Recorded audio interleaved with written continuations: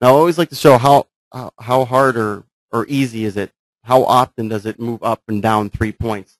This is an example of a trading day recently. I'm always, by the way, every chart that I show is going to be a 5-minute candlestick chart.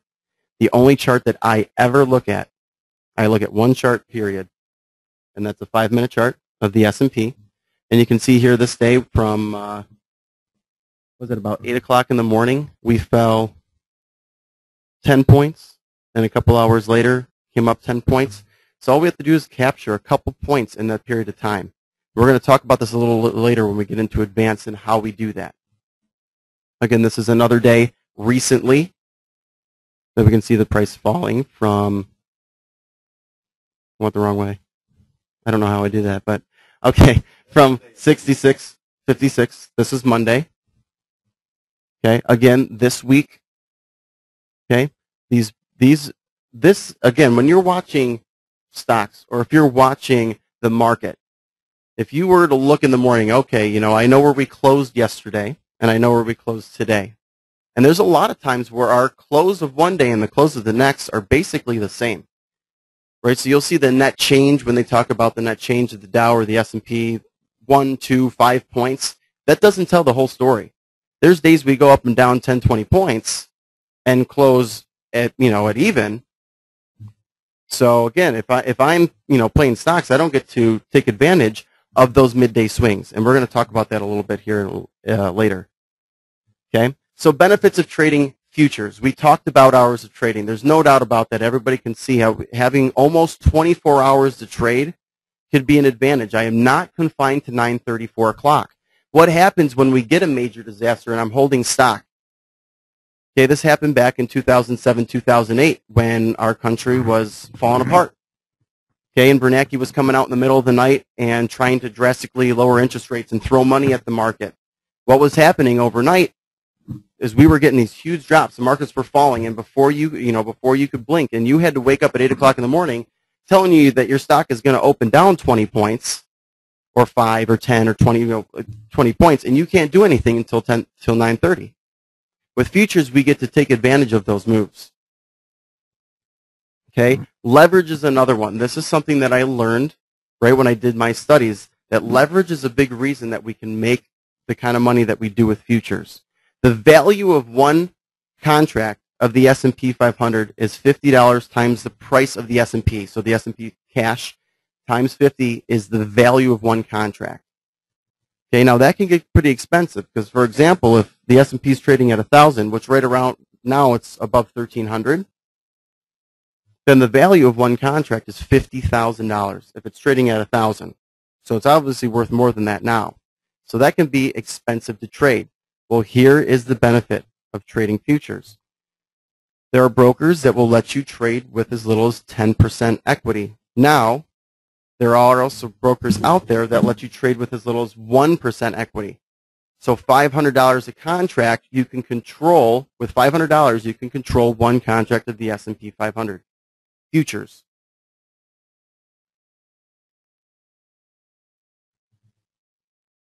Okay, we're going to talk about that a little bit more when we get into the more advanced things, but we got to get the basics first.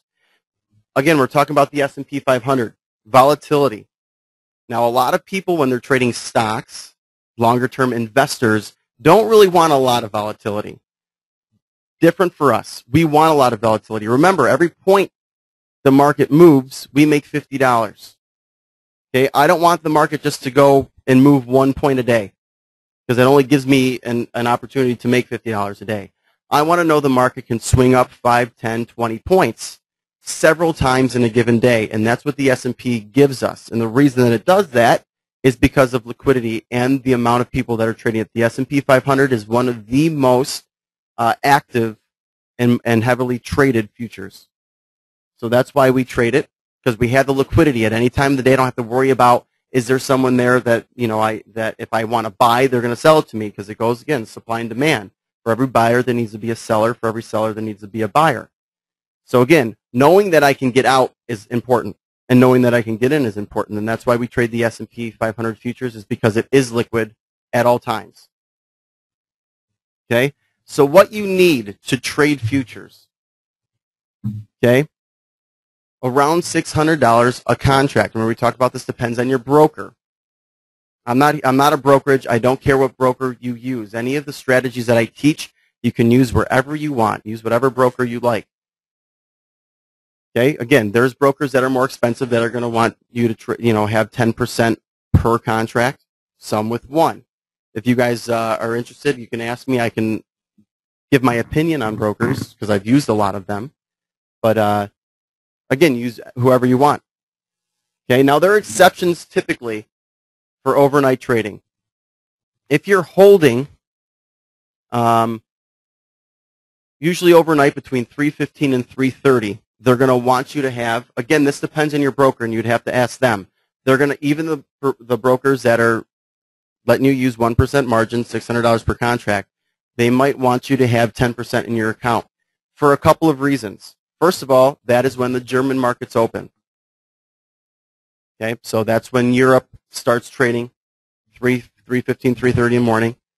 And your broker is going to assume a couple things. A, you're sleeping, so you're not watching your position if you're holding one overnight, which in my case, they're absolutely right. I am sleeping. I don't remember the last time I was up at 3:15 in the morning. Yeah, but you're nuts. And they're also assuming you do not have a stop loss on your position. Okay? Even if you have one on there, and you can say, hey, I have a stop loss, they don't care. They're going to treat you like everybody else. They're going to assume you don't have a stop loss. That means they want you to make sure you have enough in your account to, carry a loss if you had to. So that's the reasons that those overnight exceptions are there. Now, usually they'll also want a minimum account size, depending, again, on the broker. If you're using a broker that wants 10% margin, that's $5,000 per contract that you need to have in your account. So your minimum account size is going to have to be at least $5,000. Where other ones I've seen as little as $1,500 on the low end. So not a lot of money that you need to have in an account to trade futures. Okay? So I always like to give an example, and this is me on a regular basis. Okay? As a futures trader, again, I use easy math for me.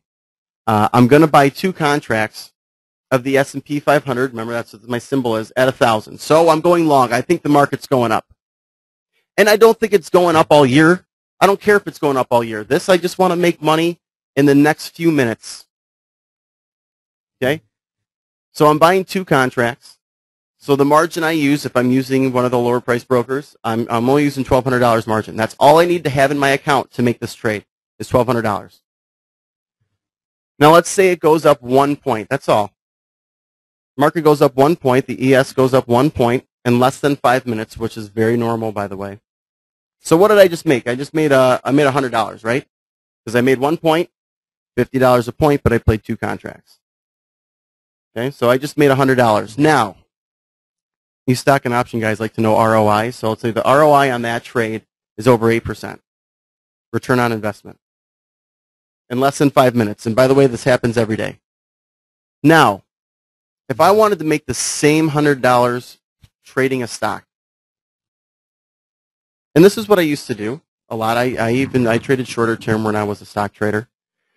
Let's say I would buy 100 shares of XYZ that's trading at 83. Now, again, this is a fairly normal price stock. It's not too expensive. It's not too cheap. $83. And I want to make $100. That's all I want to make. Make the same $100 as I did with trading futures.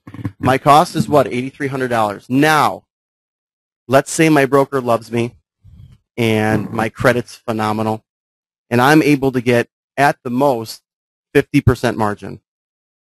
Then I need $4,150 in my account to make this trade. Okay? Now let's say that XYZ goes from 83 to 84 and I make $100.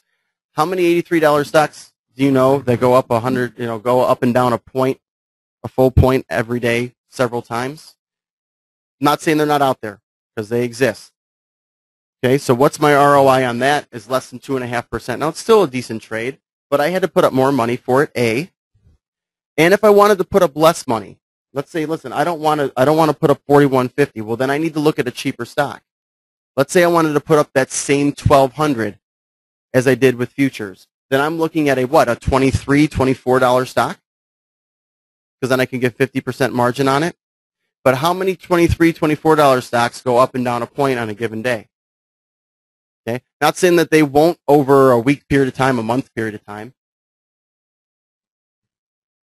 Okay, so our difference, again, as a stock buyer, right? I'm using 41.50 margin to make $100. Stock goes up 1 point, and I make less than 2.5%. Okay, as a futures trader, I get to trade 2 contracts with only using 1,200 margin.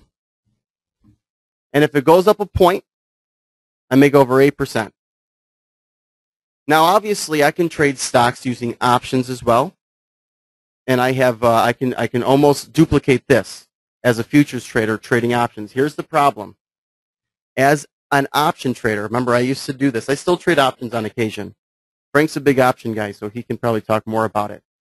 I have to watch a number of stocks or indices for my setup, right? I have a watch list, okay, which is I don't know how many stocks. You know, you might only like 6 stocks, so you might only be looking at 6 stocks waiting for a good setup. I used to look at about a dozen. Right? Now, once I get that set up, once I determine if I want to buy or I want to sell, I have to decide what strategy I want to use. Do I want to use a call? Do I want to use a put? Do I want to use a straddle? Do I want to use a spread? What kind of spread do I want to do?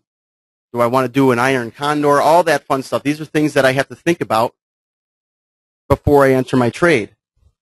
Then I have to decide what kind of time do I want to put on this? What kind of expiration? Do I want to use one of the new weekly options that they're doing? How many weeks do I want to go out if I do?